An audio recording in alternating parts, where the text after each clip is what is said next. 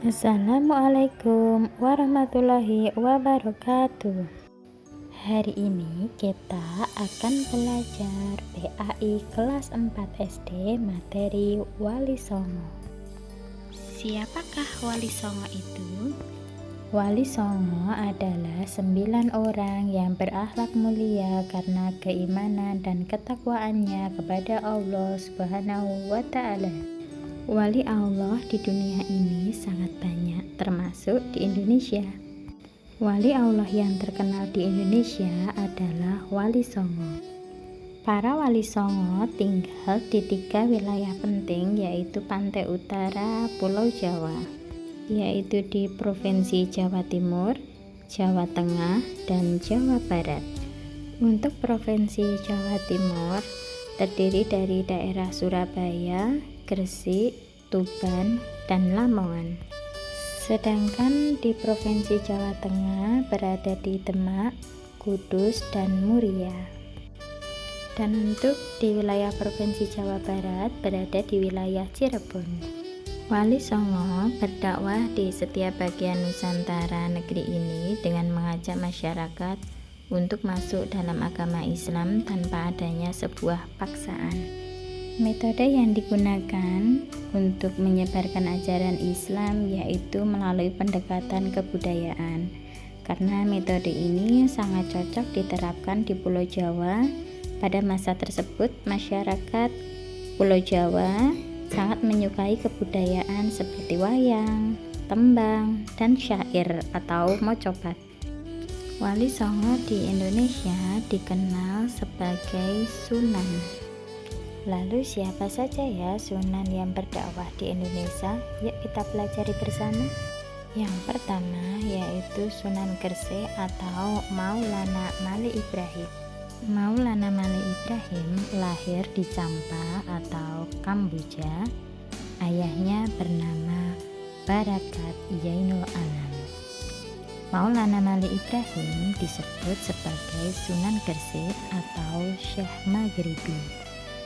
Maulana Malik Ibrahim memiliki 2 putra, yaitu Raden Rahmat atau Sunan Ampel, kemudian yang kedua yaitu Rosyid Ali Murtada, yaitu Raden Santri. Sebelum masuk ke tanah Jawa, Maulana Malik Ibrahim bermukim di Campa selama 13 tahun.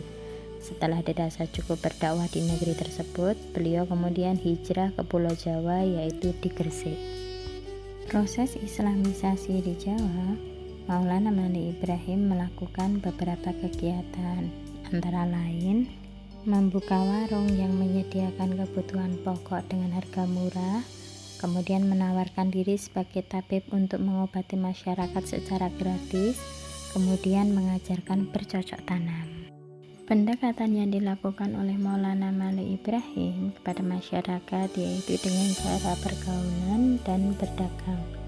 Beliau memperlihatkan budi bahasa dalam pergaulan sehari-hari dan tidak menentang kepercayaan penduduk asli, melainkan hanya memperlihatkan keindahan dan kebaikan agama Islam. Berkat keramah tamahan beliau, banyak masyarakat yang tertarik untuk masuk agama Islam. Syekh Maulana Malik Ibrahim wafat pada hari Senin tanggal 12 Rabiul Awal tahun 822 atau 1419 Masehi dan dimakamkan di Gresik. Sunan yang kedua yaitu Sunan Ampel atau Raden Rahmat. Sunan Ampel memiliki nama asli Raden Rahmat. Beliau menikah dengan Dewi Chandrawati dan kemudian memiliki 2 putra, yaitu Raden Makdum Ibrahim atau Sunan Bonang, kemudian yang kedua yaitu Raden Qasim atau Sunan Derajat. Sunan Ampel mengajarkan falsafah Mohlimo atau 5M, yaitu tidak mau melakukan 5 perbuatan tercela sebagai berikut. Yang pertama, emoh main atau tidak mau berjudi. Kemudian yang kedua, emoh ngombe atau tidak mau minum minuman yang memabukkan. Kemudian yang ketiga, emoh madat atau tidak mau minum atau menghisap ganja. Kemudian emoh maling atau tidak mau mencuri atau korupsi. Kemudian yang kelima yaitu emoh madon atau tidak mau berzina. Kisah keteladanan yang menarik dari Sunan Ampel yaitu ketika beliau berdakwah kepada Prabu Brawijaya. Meskipun pada akhirnya Prabu Brawijaya tidak memeluk agama Islam, namun Prabu Brawijaya terkesan dengan ajaran agama Islam sebagai ajaran budi pekerti yang mulia. Pada tahun 1479 Masehi, Sunan Ampel mendirikan Masjid Agung Demak, dan yang menjadi penerus untuk melanjutkan dakwahnya di kota Demak adalah Raden Zainal Abidin. Kemudian Sunan yang ketiga yaitu Sunan Bonang atau Magdum Ibrahim. Nama asli Sunan Bonang adalah Raden Maulana Magdum Ibrahim. Bonang merupakan sebuah nama desa di Kabupaten Rembang. Dalam berdakwah, Sunan Bonang menggunakan kesenian rakyat, yaitu alat kesenian yang digunakan adalah bonang. Kemudian bonang dimasukkan dalam seperangkat alat musik gamelan. Sunan Bonang adalah penggubah suluk wijil dan tembang tombo ati. Beliau wafat pada tahun 1525 Masehi. Sunan yang keempat adalah Sunan Derajat.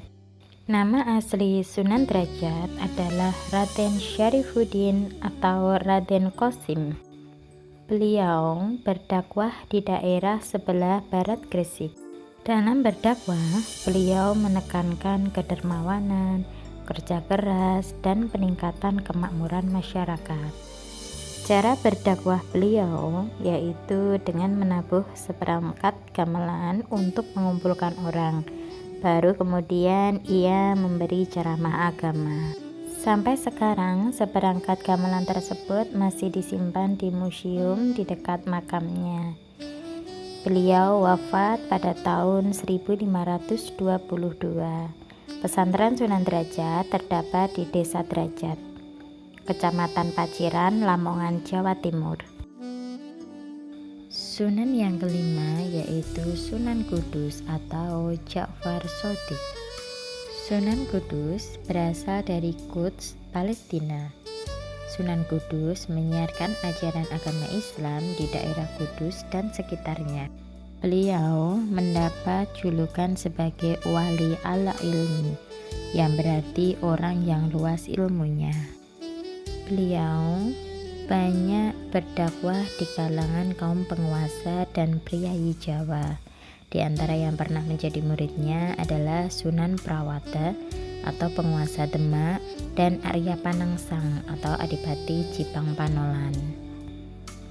Beliau memiliki peran penting dalam pemerintahan Kesultanan Demak, di antaranya sebagai panglima perang, penasihat Sultan Demak, dan juga hakim peradilan negara.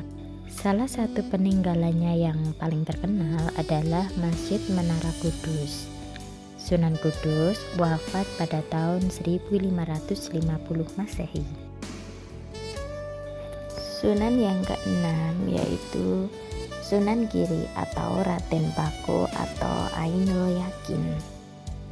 Sunan Giri belajar di Pondok Pesantren Ampel Dinta atau pimpinan Sunan Ampel.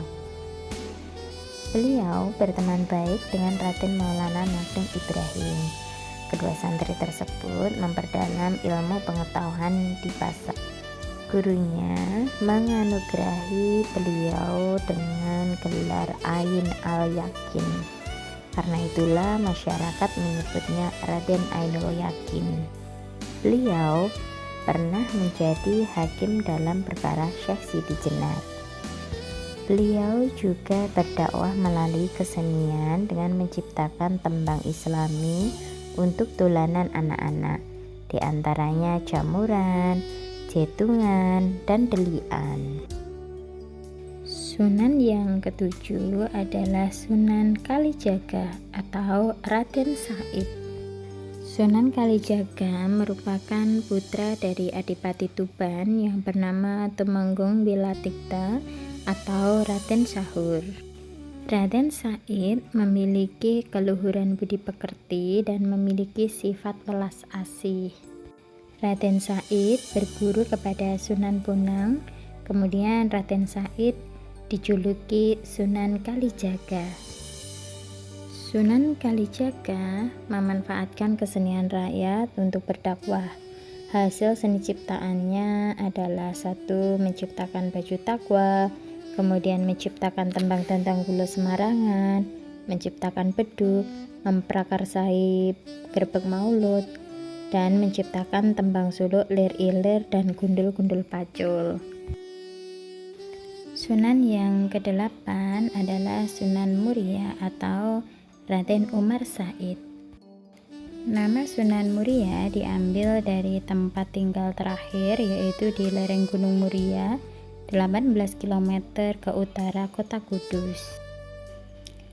Sunan Muria adalah putra dari Sunan Kalijaga. Beliau berdakwah dengan menggunakan seni gamelan dan wayang. Sunan Muria menciptakan tembang sinom dan kinanti. Beliau mendidik rakyat di sekitar Gunung Muria dengan mengadakan kursus-kursus bagi kaum pedagang, nelayan, dan rakyat biasa. Sunan yang ke-9 adalah Sunan Gunung Jati atau Syarif Hidayatullah. Sunan Gunung Jati atau Syarif Hidayatullah adalah putra Syarif Abdullah Umdatuddin atau Raja Mesir dan Roro Santang atau Syarifah Mudaim. Beliau tidak mau menjadi Raja Mesir untuk menggantikan ayahnya. Beliau lebih memilih pulang ke Jawa bersama ibunya.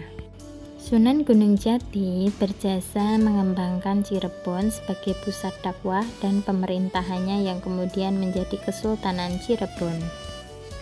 Beliau mengembangkan agama Islam ke daerah-daerah lain di wilayah Jawa Barat seperti Majalengka, Kuningan, Kawali, Sunda Kelapa, dan Banten.